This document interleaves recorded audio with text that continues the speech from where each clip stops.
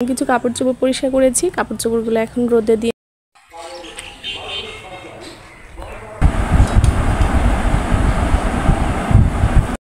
এই দেখো, এই যে লাস্ট লুক তরকারিটার আমার।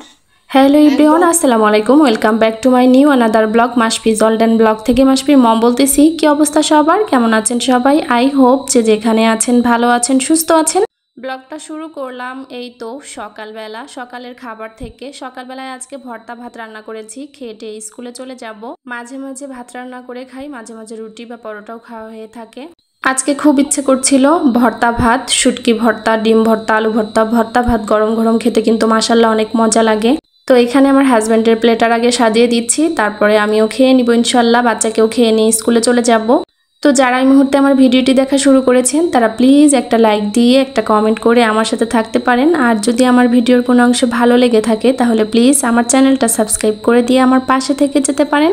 ভর্তা ভাত খেতে কার না ভালো লাগে, তো আমার তো অসম্ভব ভালো লাগে। আর তার সাথে দেখেন শুকনা মরিচ, আর স্পেশালভাবে একটু প্লেটটা সাজিয়েছি, যেহেতু ভর্তা ভাত না সাজিয়ে খেলে কি হয়, ভর্তা ভাত সাজিয়ে খেতে কিন্তু মাশাআল্লাহ অনেক ভালো লাগে। তো এখানে আমার হাজব্যান্ড প্রথমে লেবু নিয়ে নিচ্ছে, আর ও শুটকি মাছ খুব কম পছন্দ করে। তো আমি বললাম যে আমার জন্য ভর্তা করেছি, একটু টেস্ট করে দেখো। তো ও তো খাইলো। আর ডিম ভর্তাটা কিন্তু আমি আমার হাজব্যান্ডের থেকেই শিখেছি। খাওয়া দাওয়া শেষ করে অলরেডি স্কুল শেষ করে বাসায় চলে এসেছি। এইখানে এই যে গতকাল কিছু জিনিস কিনে নিয়ে এসেছিলাম না, সেগুলো ধুয়ে রেখেছি, পানি ঝরিয়ে শুকিয়ে গিয়েছে। এগুলো এখন সুন্দর করে গুছিয়ে রেখে দিব। যতই ব্যস্ত থাকি না কেন, গৃহিণীর কাজ কিন্তু শেষ হয় না। আজকে দুপুরবেলা একটু ফ্রি আছি, তাই স্কুল থেকে এসে ঠিক করলাম যে রান্নার ঘরের যে আমার শেলফটা আছে, তো শেলফটা তেল কাজটা হয়ে গেছে, ওটাকে আমি পরিষ্কার করব। এটাকে আমি 1 বছর আগে পরিষ্কার করেছিলাম, এর মাঝখানে আর পরিষ্কারই করা হয়নি। সেলফ বলতে যে হাঁডি রাখি না, হাঁড়ি পাতিল যে রাখি, সেটার র্যাকটা আজকে পরিষ্কার করে নিব। একদম এটা পুরো ধুলা দিয়ে মেখে গেছে, প্রচুর ধুলা। এখানে আমি পাতিলগুলো পলিথিন দিয়ে মুড়িয়ে রেখেছি, তারপরে এর মধ্যে ধুলা লেগেছে। দেখেন র্যাকটার মাঝখানে কি ধুলা লেগেছে, এটা আমি সম্পূর্ণটাই ওয়াশ করব। মাঝে মাঝে আমি রান্নাঘরের এই র্যাক হাঁড়ি পাতিলগুলো একদম ডিপ ক্লিন করে নেই। এই সবগুলো হাঁড়ি পাতিল আমি ধুয়ে রোদে শুকিয়ে নিব। আর এইগুলা অলরেডি এই যে সাবান পানি দিয়ে পরিষ্কার করে নিচ্ছি।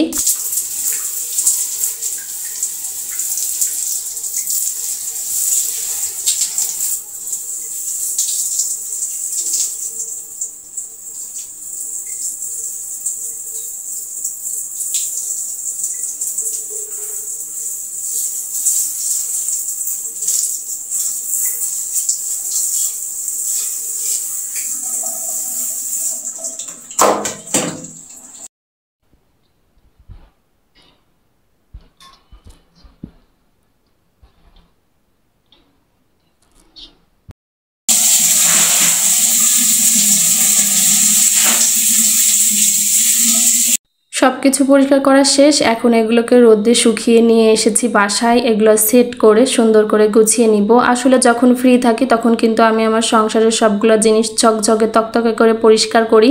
তো আজকে একটু ফ্রি আছি, এজন্য এগুলো পরিষ্কার করে দেখেন কত সুন্দর করে গুছিয়ে নিয়েছি। একদম চকচকা হয়ে গেছে, মনে হয়েছে আমি নতুন কিনে নিয়ে এসেছি।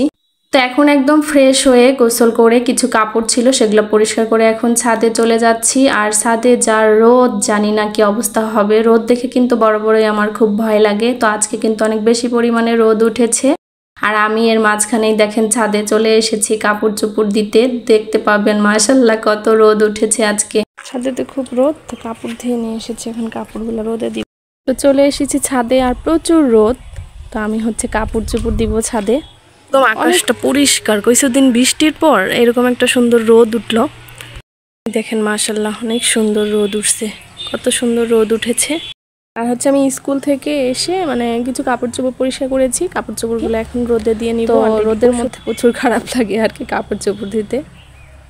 তো এখন আমি রোদের মধ্যে কাপড় চোপড়গুলো মেলে দিব। প্রচন্ড রোদ, গোসল করে ছাদে আসলেই এতটা পরিমাণে খারাপ লাগে রোদের জন্য। আমার মনে হয় যে ভিতরে কাপড় শুকাই, কিন্তু ভিতরে কাপড় শুকাইলে দেখা যায় যে একটু কেমন যেন একটা গন্ধ গন্ধ থেকে যায়। ইদানিং একটু বৃষ্টি হচ্ছে, তো এখন আমি ছাদে কাপড়গুলো মেলে দিই, চলুন।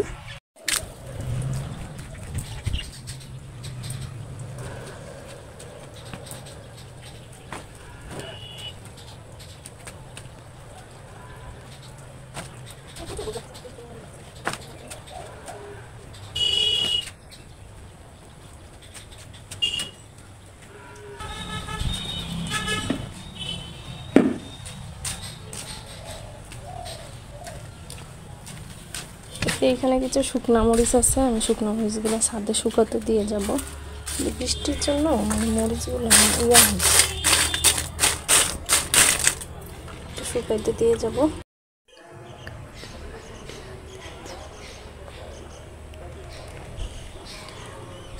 সবগুলো কাপড় শুকাতে দিলাম। এখন বাসায় চলে আসব। বাসায় এসে একদম দুপুরের রান্না শুরু করে দিব, কারণ আমি অনেকগুলো কাজ করেছি, এখন আমার দুপুরের রান্না কমপ্লিট হয়নি। তো এখানে দেখতে পাচ্ছেন আমি লাল শাক নিয়েছি। লাল শাকগুলো আমি সুন্দরভাবে বেছে কেটে করে রাখবো, পরে ভাজি করব, বুঝছো? তো দেখো কত সুন্দর শাক নিয়ে আসছে, এই যে লাল শাক। প্রথমে আমি এই যে মূলার শাকগুলো একটু সুন্দর করে বেছে নিব। এই যে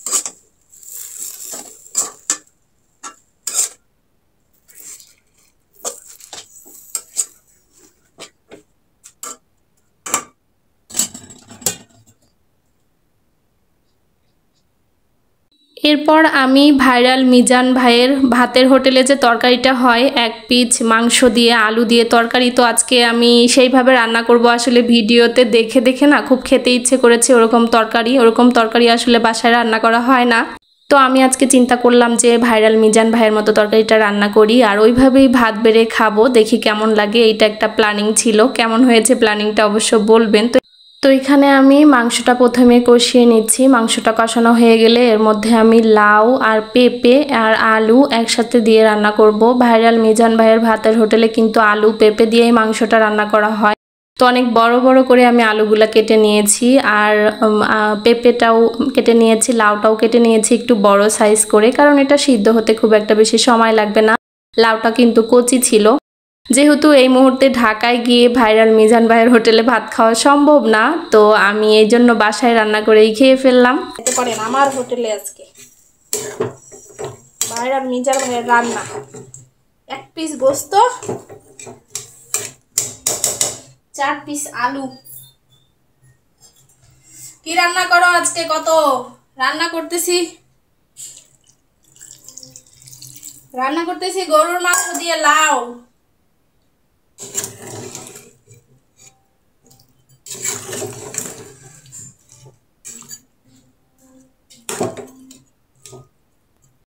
এই দেখো, এই যে লাস্ট লুক তরকারিটার আমার, একদম ভাইরাল মিজান ভাইয়ের মতো আমার আলু আর 1 পিস গোস্ত দিয়ে আজকে খাওয়া হবে, সেইভাবেই রান্না করেছি। মানে এই যে ভাইরাল মিজান ভাইয়ের মতো আমি ভাত বেড়ে নিয়েছি আর এখন হচ্ছে তরকারি নিয়ে নিব। ঠিক আছে, 1 পিস মাংস আর আলু দিয়ে হচ্ছে এই যে তরকারি। তো রান্না শেষ, এখন ভাইরাল মিজান ভাইয়ের হোটেলের মতো ভাত বেড়ে নিয়ে এসেছি, তরকারি বেড়ে নিব, নিয়ে তৃপ্তি মতো খেয়ে নিব। আজকের ভিডিওটা কেমন লেগেছে প্লিজ কমেন্ট করে অবশ্যই জানাবেন। ভিডিওটি ভালো লাগলে ফ্রেন্ডস এবং ফ্যামিলির সাথে শেয়ার করে দিবেন। যারা আজকে নতুন এবং প্রথম আমার চ্যানেলটি ভিজিট করেছেন, আমার ভিডিওর কোনো অংশ ভালো লেগে থাকলে প্লিজ আমার চ্যানেলটা সাবস্ক্রাইব করে দিবেন, পাশে থাকা বেল আইকনটি ক্লিক করে দিবেন। সবার আগে নোটিফিকেশন পেয়ে যাবেন, আপনি আপনার সময় এবং সুযোগ মতো আমার ভিডিওটি দেখে নিতে পারবেন। আর আজকের ভিডিও এখানে রেখে দিচ্ছি, দেখা হয়ে যাবে নেক্সট ভিডিওতে। ততক্ষণ পর্যন্ত সবাই ভালো থাকবেন, সুস্থ থাকবেন আর আমাদের জন্য দোয়া রাখবেন। আল্লাহ হাফেজ সবাইকে, আসসালামু আলাইকুম।